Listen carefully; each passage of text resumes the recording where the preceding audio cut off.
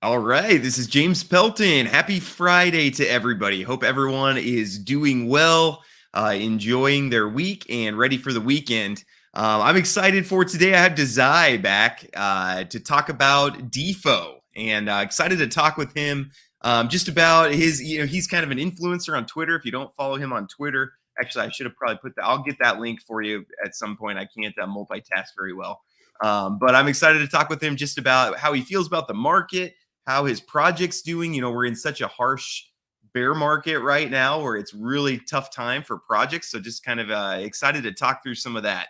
What I need from you guys, first off, good morning, everyone. Good morning, Isaac. Appreciate seeing all of you. Please hit the like button as we get started. Again, YouTube looks for the ratio of likes to views as one of their key metrics for, hey, this is good stuff. So if we have, a certain number of viewers, hopefully we have close to that number of likes as well. Good morning, Bobby. Also, welcome, William, joining my community. Appreciate you being here. Appreciate all you guys being here day after day. Just so thankful that you guys show up each and every day. So, Desai, welcome back to the channel. Appreciate you being here today. Could you, again, for my audience who doesn't know you, could you do a quick introduction and then we'll get rolling? Yeah, hey everyone. And I'm really happy to be here, and I appreciate it. And it's always, a pleasure talking with you out of the many times you've done so. Um, about me, so I've been into crypto since 2017, I believe. And I just love the decentralized aspect of it. That kind of the core philosophy is always what drew me in. And then last year, I got really into the DeFi rabbit hole, and as everyone here can probably empathize, once you get in, you don't really get out. You just go further and further forever. Um, and the reason why I'm here is obviously to talk about Defo, which is a project that I created, and it's basically my attempt to kind of create something in DeFi that I thought was always lacking. And we're going to go into the details of that, but basically that was my whole goal, to create. I thought no one was doing. Okay, no, that's very cool, and yeah, I want to hear about your journey for how you went from being in the DeFi space, being an influencer in the DeFi space, to why'd you go and start your own project? What did you see was lacking, and then maybe you can work that into what you wanted to be different about Defo. Right.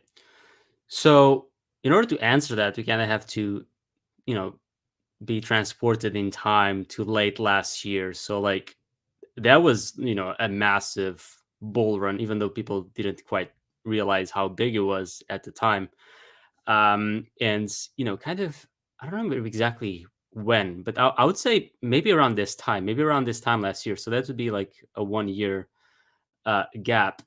That was when like all the rebase stuff started to get like super super popular, like Olympus DAO, Time Wonderlands, things of that nature. And people kind of started to really like it. People saw it has really easy money. A lot of people made a lot of money, but that kind of didn't go very well for a variety of reasons. But then on top of the rebase DAO, there was also kind of the node protocols that started to appear, and a lot of kind of the fundamentals of node protocols are actually quite similar to the rebase DAOs that were existing. The actual underlying system is actually very similar. They're just kind of dressed up differently, basically. Um, but and I was in a lot of them, just like you were. Many people were, and for a while it was going great. But over time, I kind of started to notice that the system that all these protocols had, how they are running, that wasn't sustainable. And you probably remember me posting this on Twitter, talking about sustainability, the amount of emissions and whatnot. And that's also kind of how I got a following as well, because not many people were talking about that, because so many people had made so much money, and kind of everyone was so hyped up that you know a message of like slowing down or like reconsider things just wasn't something that people were very, very open to. So like some people found value, but others were like whatever. I'm making money. Screw you. I just don't care. Um, but early in the year, I just got more and more preoccupied about the sustainability issue, and that's when I started to think a bit about it's just like these projects, they're doing well in the beginning, like they have promise, but they're just not well built. And I knew that there was things that could be implemented that would make the job of staying afloat and surviving in long term way easier. So rewards were one of the main things that I've been saying for many months, way before this whole thing crashed. But there's other aspects to it as well. But so what made me want to start the Defo was basically saying, okay, none of these protocols are sustainable, but I know how to make how this could be made in a much more sustainable manner. So that was kind of one of my big concerns. And the other one was also that, when I the deeper and deeper I got into DeFi, like the more amazed I got of like the insane amount of money that kind of moves through it. Obviously now it has been lower, and obviously it's not as big as traditional finance, but like overall it's still many millions. And nothing, I didn't see any decent projects that were trying to kind of use that liquidity into charity. Like it's very rare. In part, it's a bit understandable because DeFi, people come to DeFi to make money, and with charity, you're giving away money. So on one hand, you can't expect anywhere else. But I still feel like they should be together. And so part of what I wanted to do with DeFi as well is like, okay, we can make a protocol that kind of makes use of the growth of DeFi in the long term. That's the whole goal. But it'd also be really nice if that money could be used for charity as well. And so those were kind of the two things that I really had itch, sorry, for a project to do this, but no one was doing it. And so at some point I was like, well, whatever, I'll just do it myself then. So you had an itch and a niche. Yeah, exactly right.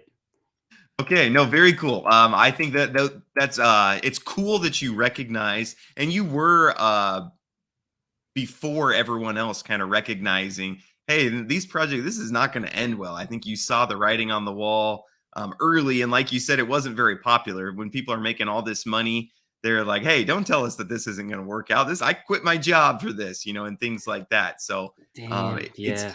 it's easier to grow as someone just saying things are always great all the time.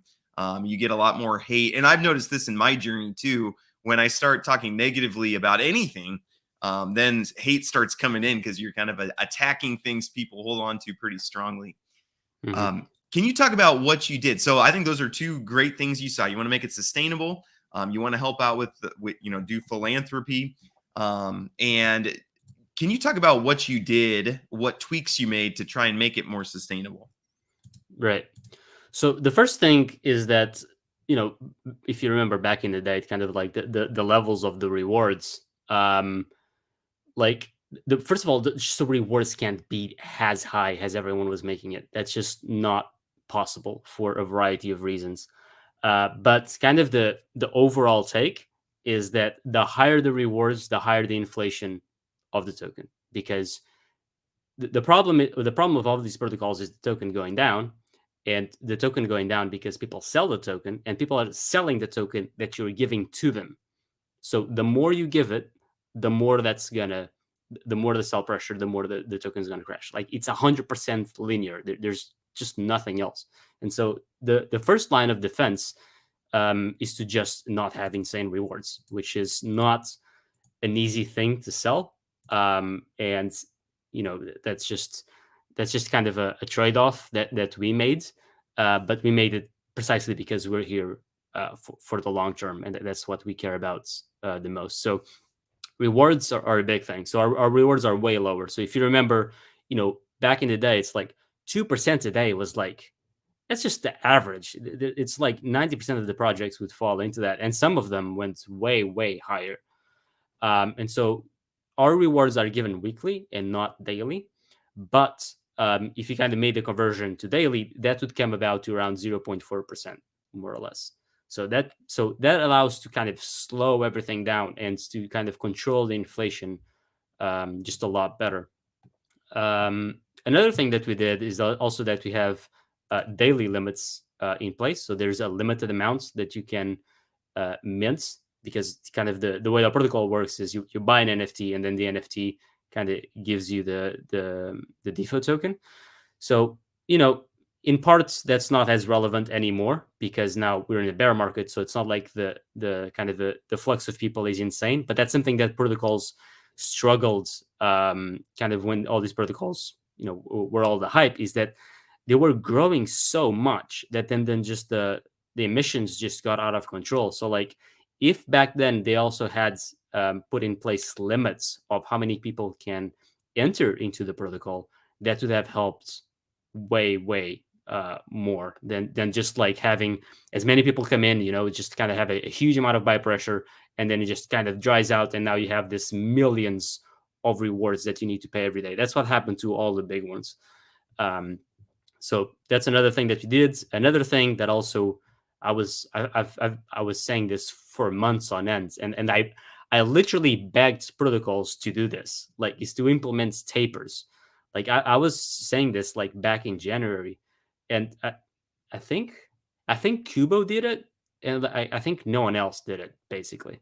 But the issue is that once you reach your ROI, I mean, you don't have to do this in this particular way, but it's kind of one of the ones that make more sense, is that once you reach your ROI, then your rewards taper even further. So in our case, like every time you hit that level, your rewards decrease by 20%.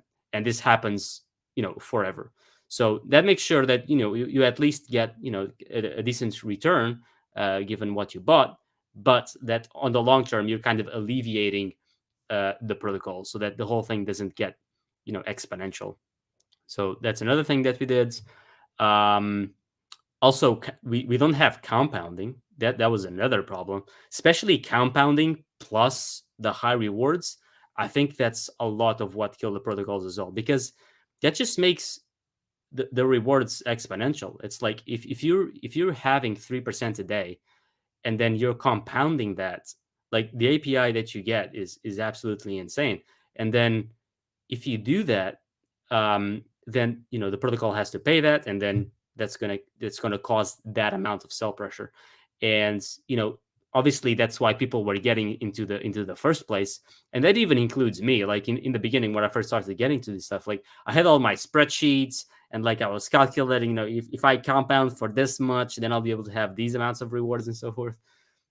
So everyone kind of got into that mistake. But the people that do that, if they hit the right timing, which is not always easy, then you just are able to extract so much out of the protocol. And that just, again, inflation is kind of what ends up killing this whole thing.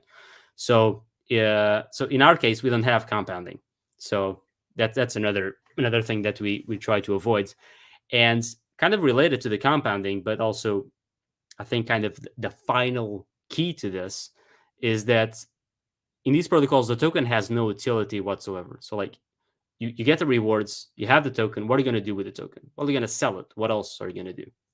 And so again, the sell pressure, which is again what drives the protocols down. So what's really try to come up with is like, we need a way to have people use the token in some manner so that people are just not going to sell it. And kind of our idea. So maybe I should have even been more explicit about this in the first place since the start of the video. But basically, what we're trying to do is we're trying to be a farming service on AVAX, meaning that we do the investments for you because we have experts on our team, and then we kind of divide the profits. However, that division of profits is not available if you sell the token, because we have a vault in place, and then if you put the tokens in the vault, then you get the shared allocation of the profits. But you can't do both. So that's also another problem that kind of these protocols have made. Well, first of all, kind of the investment strategy was very bad. Like it was done by the community, and then the community would just chase, whatever was hot at the time. Like there was no thought behind it whatsoever. But then, on top of that, that money wasn't really being used for anything really. Was just sitting there. And also, even if it was being used for something, in theory, the way that it should work is that it's shared by the community, meaning that the community, if they had access to the treasury, which they don't, they would be able to have access to the treasury and sell the token at the same time. It's like lovely. Then you have supposedly everything, but that's not how it happens with us. Like you have to make a choice. Either you want long-term, profit from the farming, or you just want to sell the token now. And that's particularly important because another thing that's we really did in order to kind of make the protocol sustainable is that this phase of kind of like having the rewards, that's only a limited phase. That's not going to last forever, because eventually, no matter, we did a lot of things to improve the sustainability, but all these things are just slowing the process down. But perfect sustainability while you're giving token rewards, that's not going to last forever, no matter what we do. And so that's not even our goal. For us, it's just an initial phase in order to raise funds, and then the rewards are going to be cut off, and that's kind of phase one is what we call it. And then we switch to phase two, and in phase two, everyone that's inside the vault will have access to our treasury and to the investments that we have made. And people that sold the token, well, then too bad. You got the rewards, you're happy, you got the money at the time, but now you don't participate in phase two. And so that's kind of the main changes that we have made in order to kind of improve all the flaws of the other protocols. Okay. Well, there was a lot there, and I think a lot people can learn from, and a lot of things that I think I really liked. Can I ask first, how did you come up with the point 0.4 number? Did you guys run some math, or did you look at other projects, and how did you end up at the 0.4% a day as kind of the magic number that you felt like worked?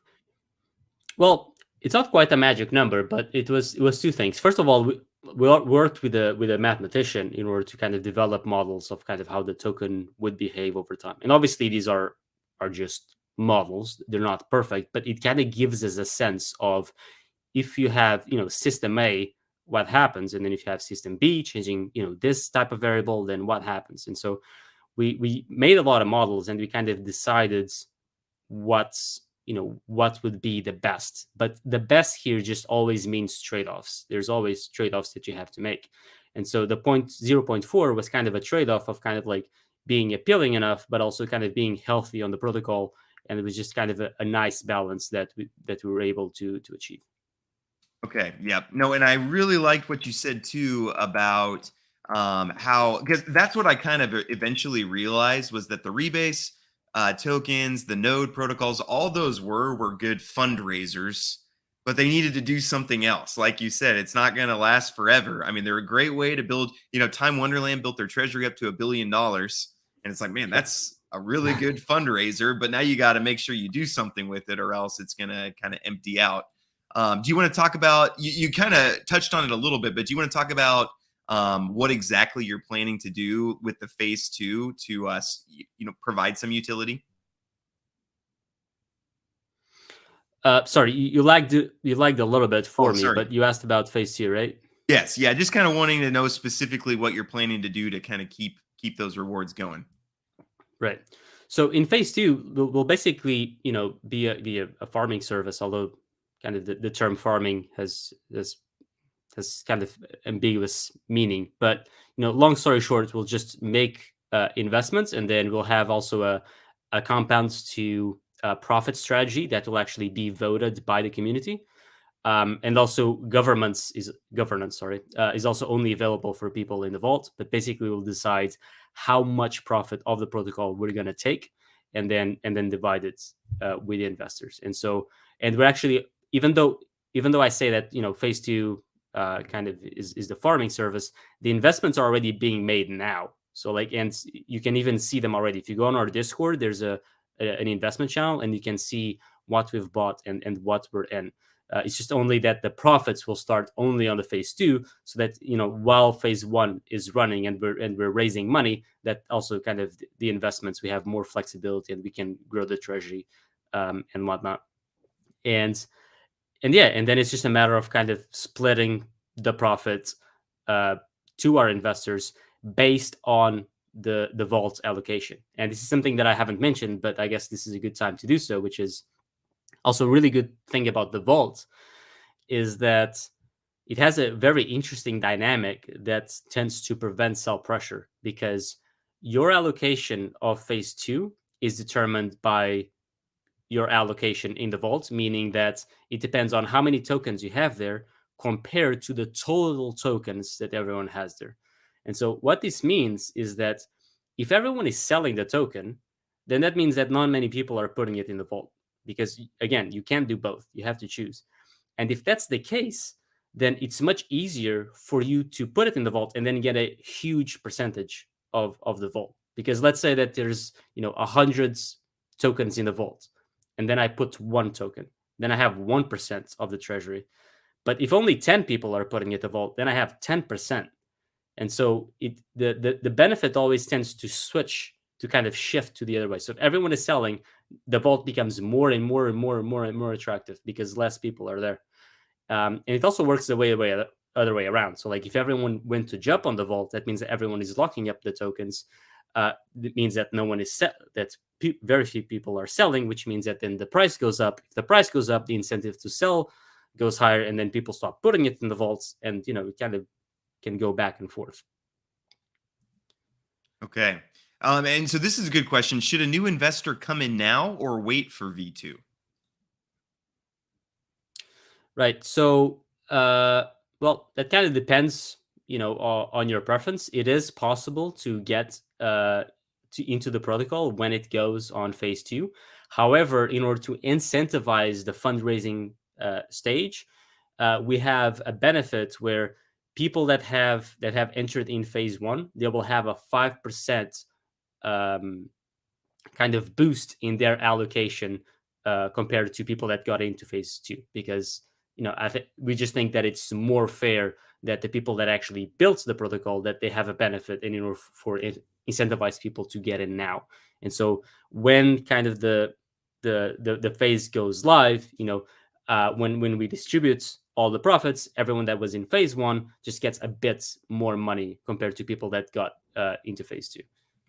Okay. Nope. That makes a lot of sense. Could you maybe walk us through, if people wanted to get in right now? So what's the best way to invest $1,000 into the platform? Where do we start? Could you kind of just walk us through the journey for an investor? Yeah. So journey number 1 is to read the white paper. Please do not invest in our protocol unless you read the white paper, because there's a lot of things that are important to understand, and I don't want people to come in without knowing what they're getting into. So one thing to note is that everything about this was made with long-term sustainability in mind. So I really don't want people to come in and then say, why haven't I gotten 30% of my initial investment? I invested yesterday and I'm still not there yet. So like, make sure you understand what we're about. So please read the white paper. Make sure you understand. If you have any questions, just go on Discord. We have a fantastic mod team. They will answer you right away. So read the white paper, join the Discord, ask any questions. After that, if you like the project, if you like what we're about, if you're really the type of person that is interested in long-term investing, that you're just not looking for a quick buck, then all you need to do is you buy Defo. We're on the DEX called Swap Sickle. And so if you go to our Deep app and then you kind of, there you go.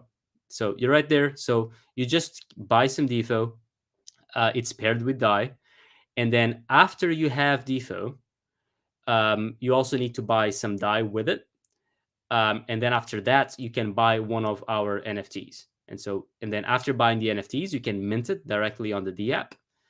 And then after that, 1 week after you have minted, you start kind of getting your rewards. And then after you get your rewards, again, you can choose either to sell it, you claim it to your wallet, or you put it in the vault. And that's how it works. And also, actually, I forgot to mention that this is also another thing that I think was a bit unique to our protocol as well. I mean, it's not so unique now, but I think I think we were one of the first ones to implement it, which is like in order to get into the protocol, you need both the token and DAI. And what that allows us to do is that we use the DAI for the funding, and that means that we don't sell our token at all because we don't need to. Because to fund operations and to fund our treasury, we just use the DAI. So there's zero internal sell pressure, just the rewards and nothing else. Can I touch on that just a little bit? So what happened with a lot of other protocols is their treasury was full of their own tokens because that's what people were buying when they started a node or NFT or whatever. And so then if you wanted to make an investment, you had to sell your own token that was in your treasury to get something that you could go use for investments. And so there was this huge sell pressure on protocols, especially at the beginning. People kind of started to figure it out eventually, but there was a huge sell pressure on when people were selling tokens in the treasury. So just wanted to specify that. So that's why you combine the DAI there. Then you have the stable coin. You can go do investments or whatever you need to do and not sell. Yep, exactly. Okay, very cool. Yeah, no, that makes a lot of sense. And can you talk about so you buy your DAI, you buy your Defo, then you can mint one of these yield gems, and the rewards are really clear there. It talks about tapering in the if you want to see how things taper exactly, you can go look at the white paper. It is a very well thorough white paper, I would say. Like pretty much, you I almost don't need appreciate an it. AMA because there's this white paper answers all the questions. Can you talk about how things have been going since launch? And people are asking about your liquidity manager and things like that. You kind of want to talk about that? Yeah. So we also have a price stabilizer that's we want to keep Defo within a certain range. That range isn't disclosed yet, and also the stabilizer isn't active yet, just because we're waiting to see exactly kind of how the token evolves and what type of demand we have in order to really try to make models of what the best place would be for the token to be at. Sorry. But yeah, ideally, we want to always keep Defo within a certain range so that just the token doesn't crash. We just kind of need to figure out exactly the type of funding that would be needed in order to make that happen. Okay. Yep. And then just wanted to verify. So was this launch day then was like on the 1st of October? Yep, exactly. Okay. All right. So that's that. So that is the real chart right now. And you're not totally sure where you're going to put in the price stabilizer? Yeah, I just need to. We're kind of waiting to see, kind of how, especially with all the marketing and whatnot, to see what kind of demand we have for the token in order to decide. But yeah, once we decide on the stabilizer and we know what the level is, we'll kind of make the announcement on Discord. Okay. Yeah. And I wanted to clarify too for people. People are used to protocols like hyping up the launch and trying to get as much volume on launch day as they possibly can. And I've noticed that you're doing things a little bit differently because you're not needing to cause this huge hype before launch. Do you kind of want to talk about your philosophy there? I think some people might notice, oh, the volume's pretty low here since launch. Do you want to talk about maybe your launch strategy and how it differs from a lot of other protocols? Yeah, so like a lot of protocols just want a huge launch, and like just have as much money poured into protocol on day one as possible. But a lot of times they do that just because they basically want to sell uh, the token in order to have either just funding or unfortunately also just money to their own pockets, honestly. But in our case, we're not really worried about that. Like we don't really care about just having a huge spike, especially because if you have a huge spike, that's very often that often brings a crash with it as well, which we want to avoid. Like again, we just want stability. We really don't care about kind of like just having this huge spike in price to then just come crash down. We just want to avoid that as much as we possibly can. Okay, yeah, and I think that's unique in the space. Again, and it's never made sense to me, but people want to hype up the launch and then the launch it's harder to do the launch and things go wrong and there's bots left and right. I've never understood why people, and then you don't have new people coming in over time, which is kind of what you want. You don't really want this huge launch. So I like that you're doing it this way. I think a lot of what I see from your protocol is stuff that if I was building my own protocol, oh, I would do it that way too. I would do it that way too. So that's always something that you want to see. Can you talk about the charity side of things and what you're doing on the charity, the philanthropy side? Right. So, like I mentioned in the beginning, kind of one of the aims of Defo was to also raise money for charity and kind of have a link between the two. The problem is that charity has several complications that a lot of people are not kind of aware of. And one is that a lot of times charities are just not transparent at all. Like you don't know what they're doing with the money. And for us, that's just not, not acceptable, basically. Like transparency is a huge thing for our project. Like, obviously you're seeing me on camera now, so I'm doxxed. The whole team is doxxed. Everyone has KYC. Our expenses are fully public. So like if you go on Discord, you can see where every cent of the protocol has been spent on. And even the salaries of the founders have been decided by the community. So we're just really not here to kind of try. We're really the opposite of the typical shady practices of DeFi. But those shady practices aren't just on DeFi, and they happen on charity as well. And a lot of times, just like a lot of DeFi projects just want to put money in their own pockets, the exact same thing happens with organizations of charity. Unfortunately, like many CEOs are literally making 200, 300, 400, thousand a year, like easily. And that's what's kind of official, without even considering anything else. And so kind of what we really wanted to do as well is to kind of have a vetting process where we look into the charities, we see what charities are indeed transparent, and also what charities are efficient. Because because you can have a charity where everything is transparent, but you just kind of suck at running the charity. So like if you give me $10 and then I have so much bureaucracy that only like $9 are left, like that's just not very efficient, right? And I might have the best intentions in the world, but it's still just I'm not doing very much, or at least I could do much better.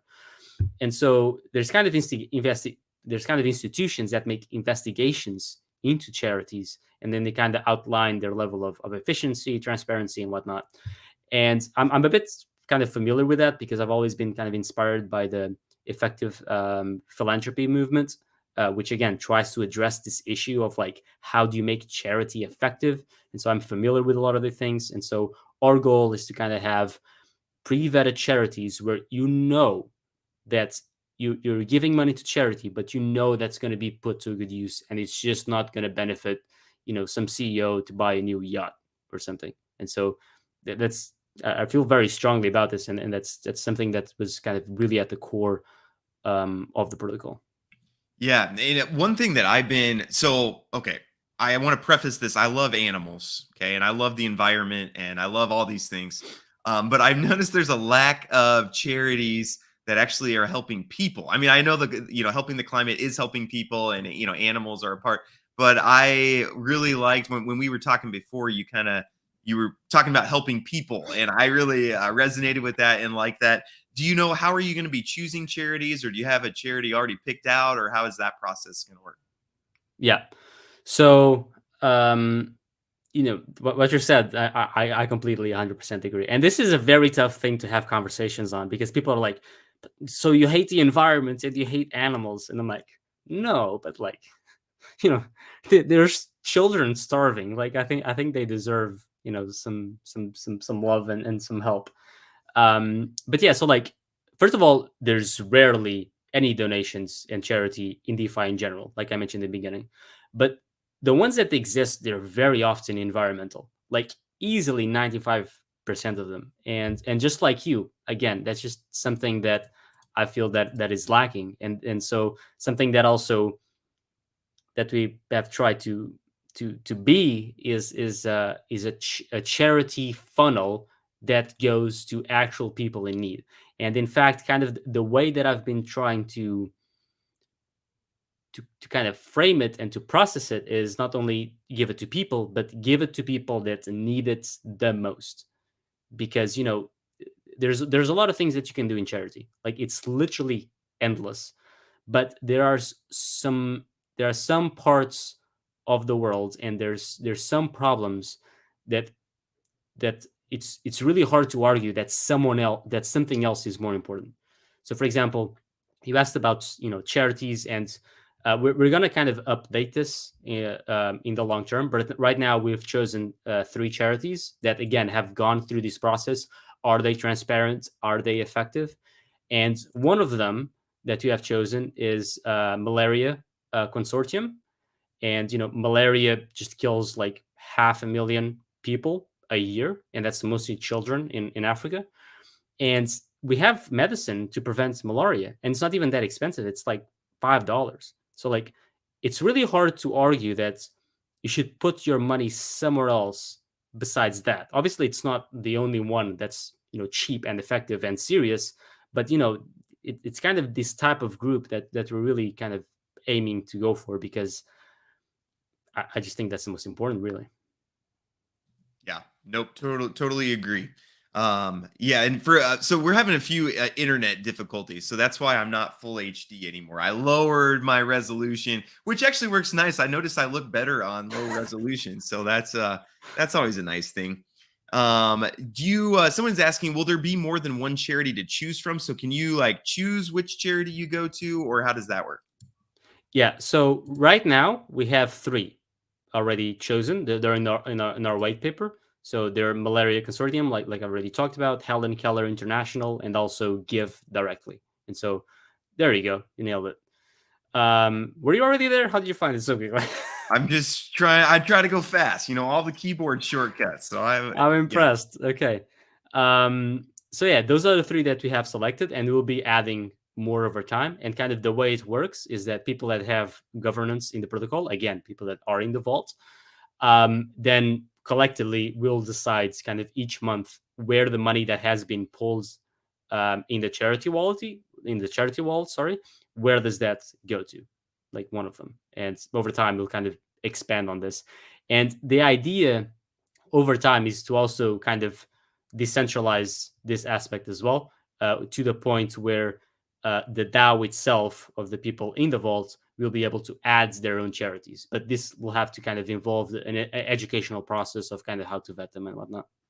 Yes, and that was actually the next question: is will the community ever be able to vote on the charity choice? So you're on top of things. Let me tell you. Perfect. So for a potential investor like myself, again, I'm watching this kind of trying to figure out, hey, is this something that I want to get into? Can you talk about what is the net ROI after all the decaying, and kind of maybe do you want to explain the tapering a little bit and just kind of give hard numbers, and I'll try to bring it up in the white paper too so people can see. Perfect.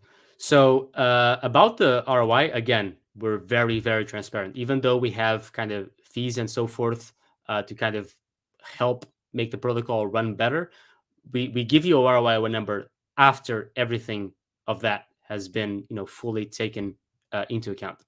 And there you go. You can see it right there. So, like, it says on the bottom, kind of the ROI that's mentioned. So that's how long it takes. And about the taper, that depends on kind of the initial tokens that you bought. So if you remember, when you kind of get when you buy the NFT, you buy it with some Defo and you buy it with some DAI. So the number of Defo that you got.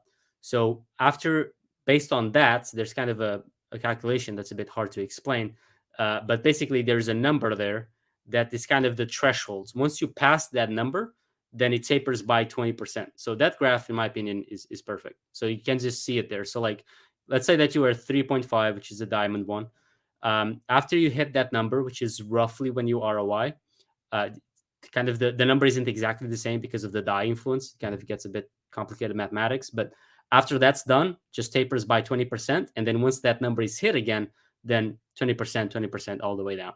Now, in practice, this is not going to happen that many times, because eventually we'll just transition into phase 2, and there's not going to be any missions regardless. But this is kind of the overall system. Okay. Nope. I think that really helps. Um, yep. Does that answer your question, Arvin? I think, and check out the white paper. Really, I can't really even think of any questions. I looked through the white paper and I was trying to think of questions that aren't in there. And every time I would think of something, it would be the next page. So I'm like, oh, okay, well, if every white paper was like this, I might be out of a job because there'd be no reason to do AMAs anymore.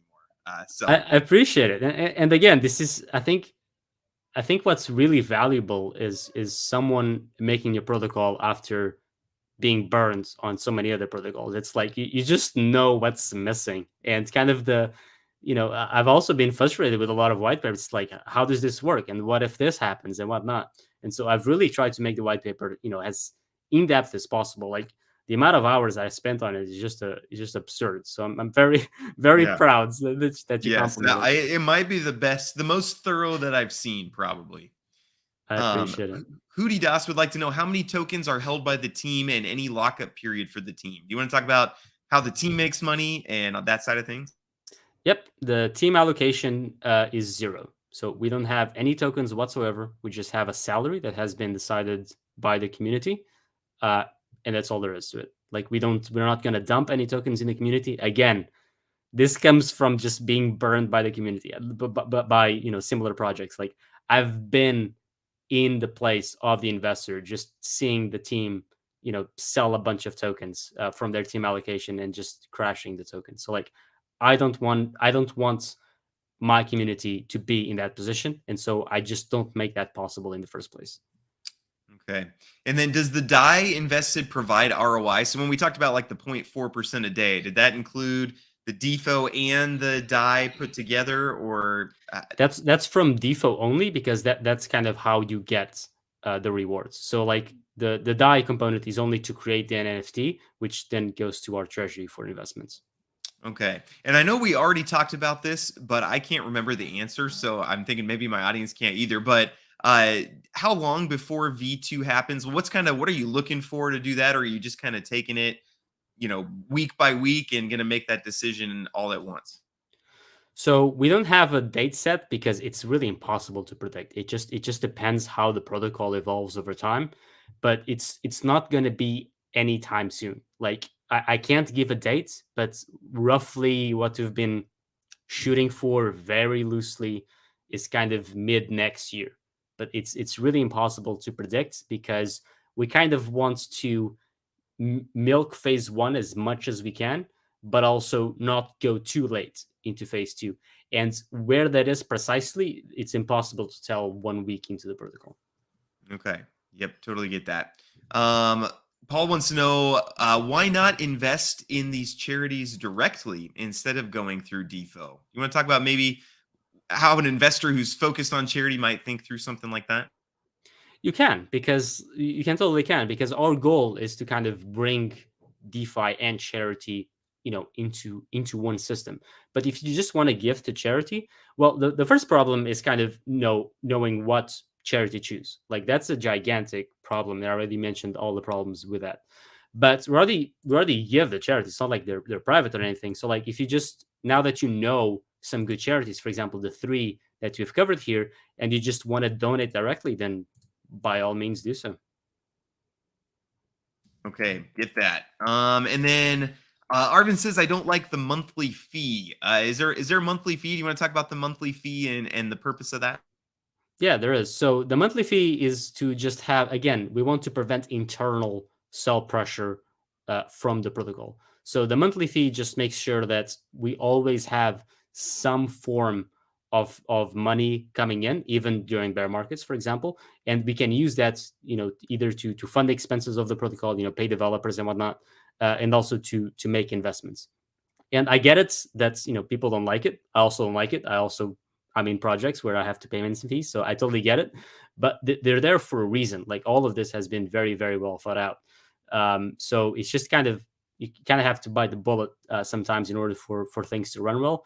But something that I'm very kind of proud of, I guess, is that our maintenance fee is kind of soft pegged. It's not pegged directly, but the intention is to always make it dependent on the token price.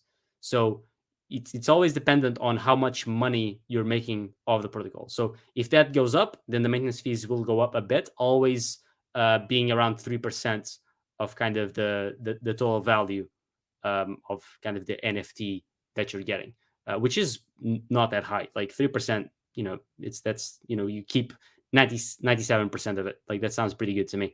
And we will adjust this over time so that 3% is always maintained. Okay. And a good question from Bitcoin Africa. Any plan to expand into other stable coins? You want to talk about why you chose DAI and not something else, especially on AVAX? There's not a lot of people using DAI on AVAX. You want to talk about that? Yeah.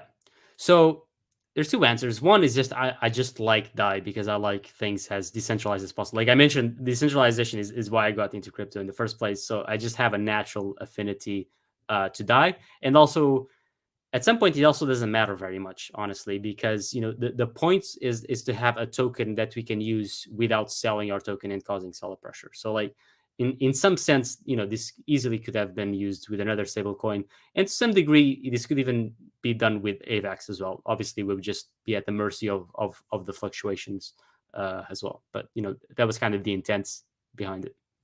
Okay, and then I have some other questions for you. I want to talk just about the market in general, but audience, if you have any more questions about Defo in particular, I want to focus on those. And if there's time left for my curiosity questions, we'll leave room for that.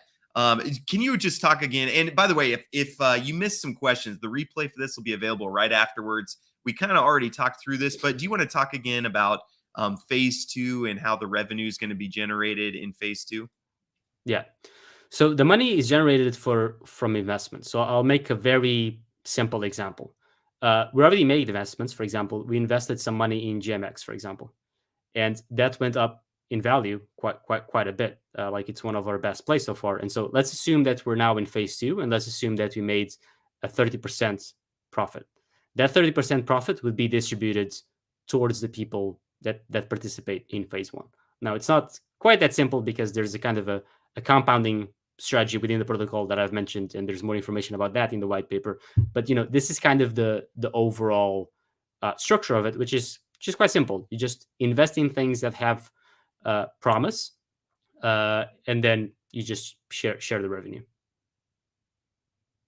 Okay, nope, that makes a lot of sense. Okay, so talk about the market in general. I think you're a really smart player in the space, and there's a part of me who almost wish you didn't do your own project and just stayed in as an influencer and helped teach people. And maybe that's. Do you want to talk about your what you see in the future? Are you going to be focused on Defo 100%? Are you kind of going to be focused on educating the space, a combination of both? How are you kind of thinking through that? Well, a combination of both is kind of my goal because I love to do both. Even though it gets quite difficult from kind of a time perspective, but obviously I want to give my whole effort to Defo and kind of make it as successful as I can. But I also I have my own page and I have my own following, and I like to kind of give education and advice whenever I can, even though I'm very overrated. I'm certainly not a genius of some kind, but to the degree that I have useful insights, I do like to share them. So, for example, today I just posted a threads on Atom because I think it's quite a cool project. And so, whenever I have some free time, I just try to do things like that. What are you doing during the bear market to make your own money? Again, during the bull market, it was easy. You almost didn't need influencers because it was like any project you could get in and make some money. But now in the bear market, it's a lot harder. You have to be very selective. So what kind of are you seeing? What trends are you seeing, or what have you been successful in, or what are you doing with your capital right now? So, first of all, I'm not. I don't consider myself an expert on this at all. So, for example, at Defo, we do have people that are actual experts and they're making the decisions. But since you asked about me personally, even though I don't think that's worth very much, I'll tell you anyway. So, basically, my strategy right now is I just accumulate whenever there's kind of new lows, and I also just have kind of the whole market has a whole on short, basically, because I have a very bad feeling about the economy, and so I do believe that this is going to dip even further. If things, if we're not, if we're not very lucky, I think things can go way lower. And so I just have a short position, so that in case that happens, then you know, then I'll be able to take profits from that. And if I'm wrong, and if the market does go up, then well, my shorts will kind of take a loss. But at the same time, at least I accumulated, some kind of blue chips at this level anyway. Okay. Nope. That makes a lot of sense. All right. Well, hey, I think that's all the questions that I have for you. Again, if you want to get involved in Defo, the first thing is read the white paper just to make sure that this is an investment that you want to do. Hop in the Discord. And I love that, Desai's not trying to shill anything. He's saying, I want you to understand completely and make sure this is a good fit for you before you get in. I think that's wise advice. Then you're going to need some DAI and you're going to need some Defo. This is all on the AVAX chain, so you're going to need to get some money over there. And then these are the costs for that you're going to need: 5 Defo and 25. And Defo's running at about $10 right now, so just keep that in mind. And you can maybe I'll put together a spreadsheet to kind of show some of the calculations. That's always fun, fan favorite. But those are the ways to get involved. So Desai, thank you so much for hopping on today, brother. I think this was really great. A lot of good information, and I'm hoping to just get a lot of eyes on it. So thank you for joining us and sharing what you built.